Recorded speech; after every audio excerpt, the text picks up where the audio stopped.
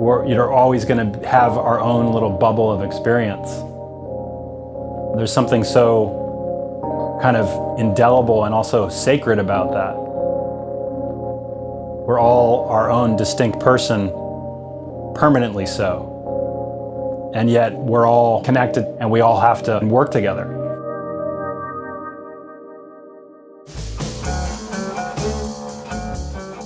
My name is Jason Jägel. I'm a painter and a muralist in San Francisco. I've lived here for 31 years. I have enormous pride for my city, and I feel very privileged to be a public artist here. When I'm working mixing colors, it's very meditative, and I'm 100% focused on the slightest little nuance of what adding a little bit of this color or that color can do to the mixture.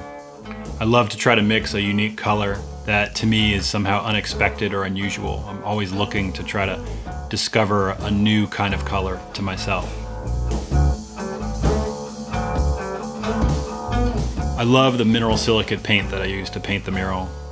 It has this incredible feel when you're painting with it, and then when it dries, say when it gets on your clothes and it dries, it feels like plaster. It's very chalky. When it dries many shades lighter than when it's wet, and which made it difficult to mix colors from. But when it does dry on the wall, it has a look that reminds me of a fresco, where it's integrated into the wall itself.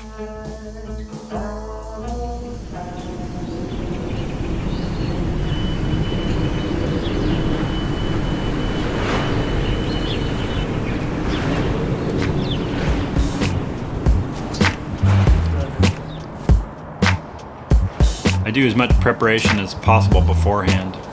I make gridded line art drawings and color guides for my assistants Patrick and JP. That way each of us have as much independence as possible when we're working. Every color has a number, each bucket is labeled with that number, and so in a sense we're painting by numbers.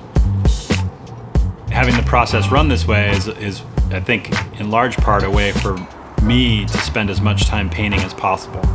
I certainly don't want to be an organizer or a supervisor on the job. I want to spend my time with doing the thing that I love the most, which is painting.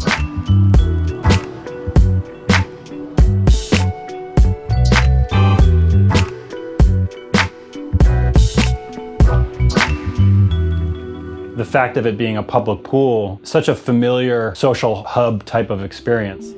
A pool brings everybody there. What I came to is kind of familiar cast of characters for me that's like hybrid animal, human, cartoon. I liked using those different forms together in public art as an invitation for as many people as possible to make an identification with something. I want them to have a kind of ambiguity so that there's an implicit question that is being asked of viewers. Who are these guys? What are they doing here? Why are they together? Why is this guy holding a fish? You know, why is there a boot in the water? Are they all here at the same time? And I think those kinds of questions are ones where it makes a kind of interactive experience.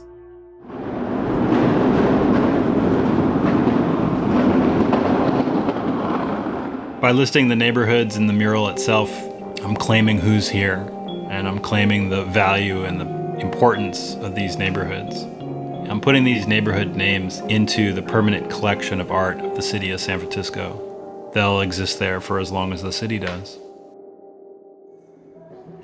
At the end of a big project, I'm always pretty glad to have it done.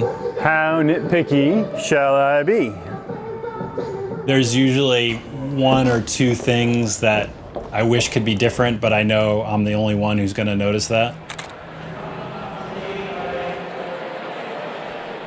San Francisco stands for so many things.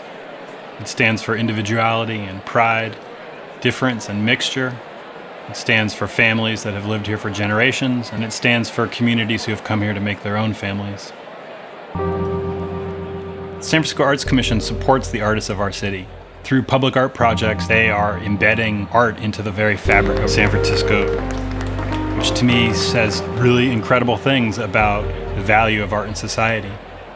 I want to continue to share my love of color and my love of stories and images. I want kids to grow up here, to be surrounded by the vibrant expression of the city. I want them to be inspired on their own paths of creative freedom and individuality.